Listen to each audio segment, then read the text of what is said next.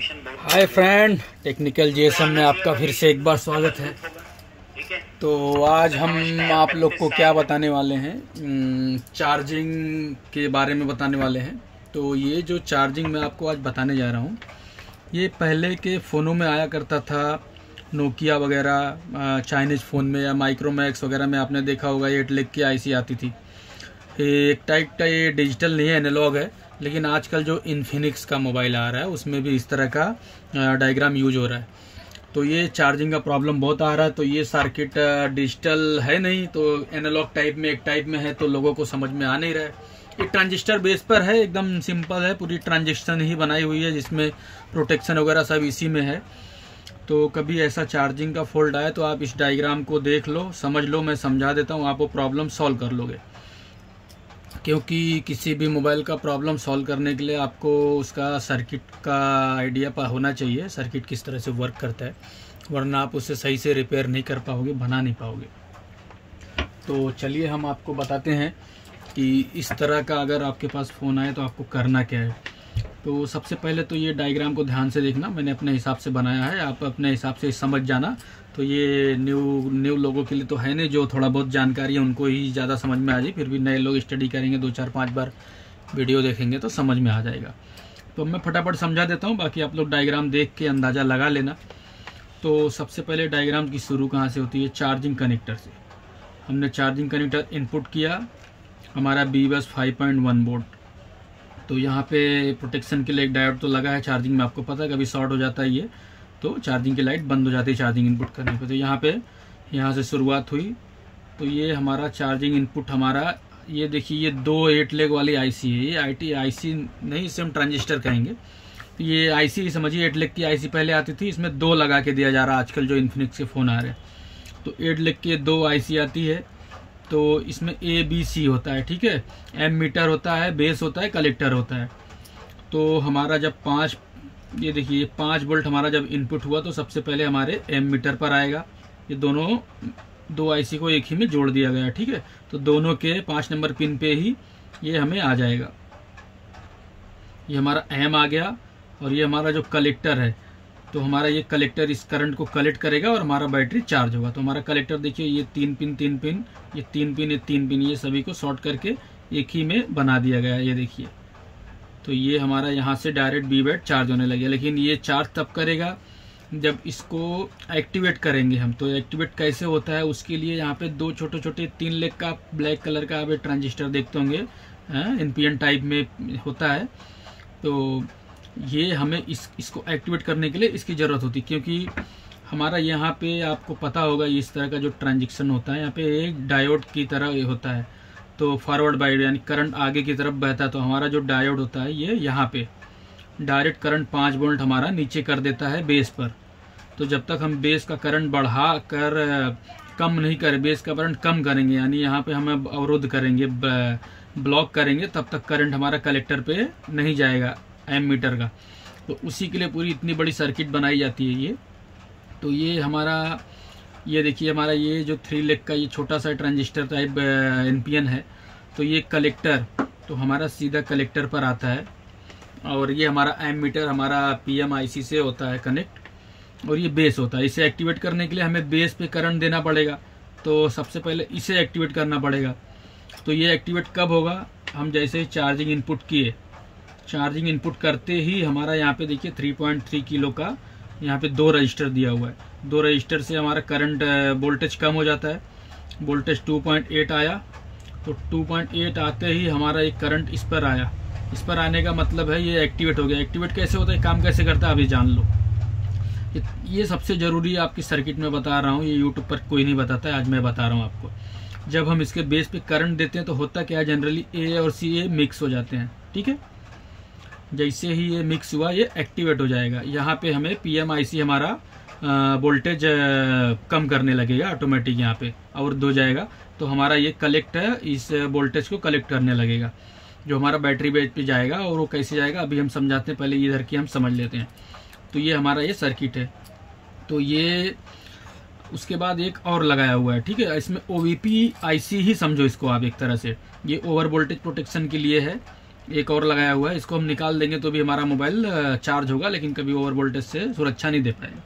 तो ये कैसे काम करता है ये देखिए, इसी लाइन में बी बैट से हमें एक डायोड के थ्रू, आप देखो एक डायोड को थ्रू यहाँ पे प्रोटेक्शन दिया हुआ है, यहाँ पे करंट को कम करते हुए 2 किलोवाट का रजिस्टर लगाया हुआ है। फिर ये बेस पे आता है, ठीक है।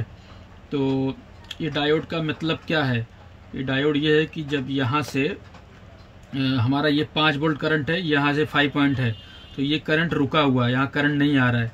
तो जब ये यहाँ से कोई ओवर करंट आएगा, ओवर वोल्ट आएगा, तो ये करंट ज़्यादा हो जाएगा हमारा। तो डायोड का काम है, तो ज़्यादा हो जाएगा तो वो फॉरवर्ड की तरफ भागने लगेगा। तो जैसे यहाँ करंट आएगा हमारे बेस पर, हमारा ये एक्टिवेट हो जाएगा। तो ये हमारा जो एम मीटर है ये ग्राउंड हो जाएगा, और कलेक्टर हमारा जैसे एक्टिवेट होगा हमारे इस बेस पर जाएगा, और बेस हमारा ये डिसेबल हो जाएगा, ये हमारा काम करना बंद कर देगा, ये ग्राउंड हो जाएगा। तो यहाँ पे जो वोल्टेज है ग्राउंड पे काम नहीं करेगा, तो ये वैसे ये डिसेबल हो जाएगा। ये डिसेबल होने का मतलब ये हमारे दोनों आईसी ऑफ हो जाएंगे, हमारा ऐसे चार्जिंग प्रोटेक्शन सर्किट कंप्लीट होता है। और यहाँ पे आप देख सकते हैं ये हमारा जो एक और लाइन दिया जाता है 330 किलो ओम का रजिस्टर लगा है। ये क्या काम करता है, सबसे पहले तो जान लो, यहीं से भी बस लाइन से ही हमें दिया गया है।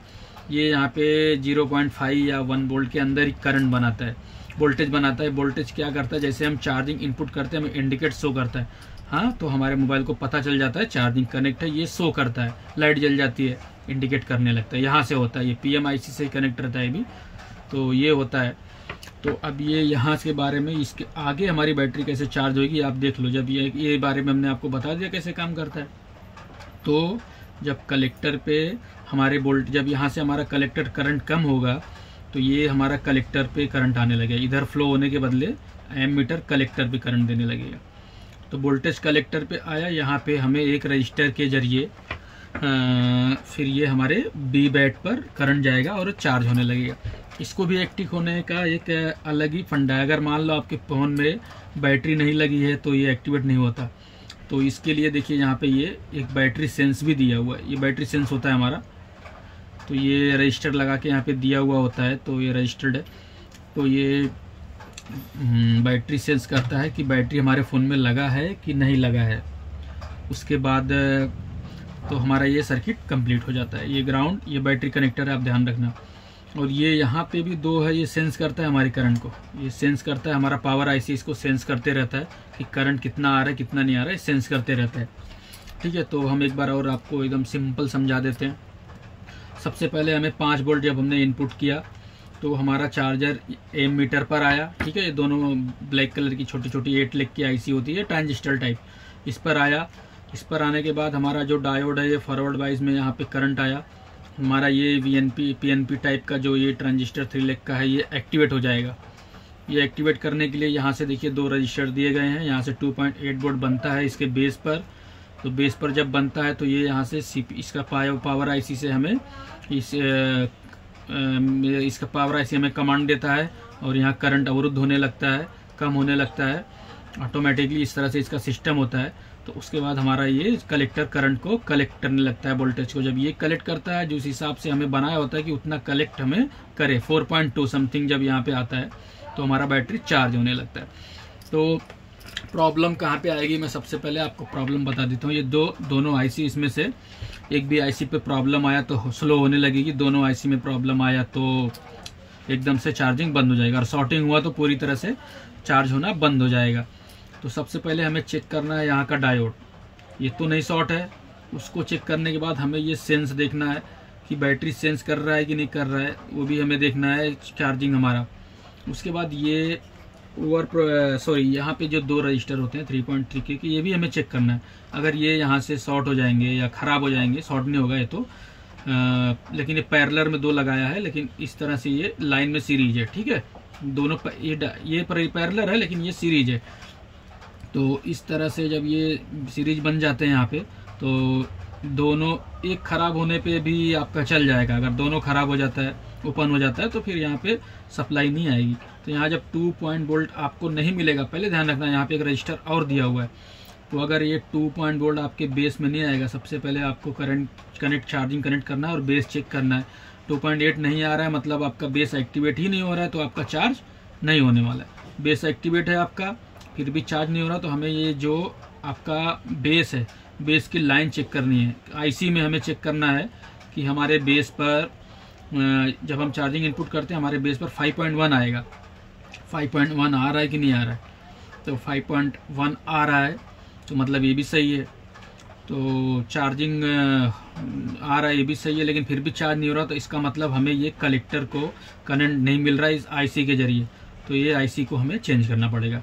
और कहीं शॉर्टिंग भी होगी तो आप ये डायग्राम को ध्यान से देखो, 2-3 बार रिपोर्ट करो, आपको समझ में आ जाएगा पूरा डायग्राम। सिंपल सा डायग्राम है ये, ट्रांजिस्टर टाइप, कोई इसमें इनेबल सिग्नल नहीं, कोई कुछ नहीं, इसमें कोई क्लॉक नहीं, कुछ नहीं, डायरेक्ट ये इतना बड़ा सिंपल बना हुआ है। आप इससे प्रॉब्लम सॉल्व कर लोगे, फेक चार्जिंग, स्लो चार्जिंग, या चार्जिंग हो नहीं रही है, चार्जिंग शॉर्ट।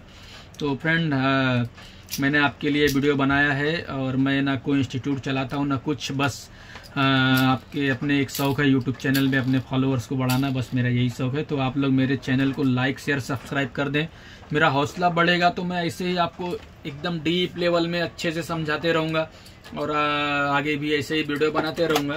तो आप लाइक शेयर सब्सक्राइब जरूर कर, और आगे भी मैं वीडियो बनाऊंगा। और मैं पार्ट टाइम, तो आपको पता है कि कैब भी चलाता हूं, तो आप मेरे कैब वाले ब्लॉग वाला वीडियो है वो भी थोड़ा देखा करिए, उसको भी लाइक वगैरह किया करिए, जिससे मेरा हौसला बढ़ता रहे। तो चलते हैं फ्रेंड, वीडियो लंबी हो गई है, आप पूरी वीडियो देखना, रिपीट करके देखना, पूरे डायग्राम को देखना। आप इस डायग्राम को अपने फ़ोन में अपने एक बुक पर पहले बनाना, आप बनाओगे तो आपकी प्रैक्टिस अच्छी हो जाएगी, आपको आसानी हो जाएगा समझने में।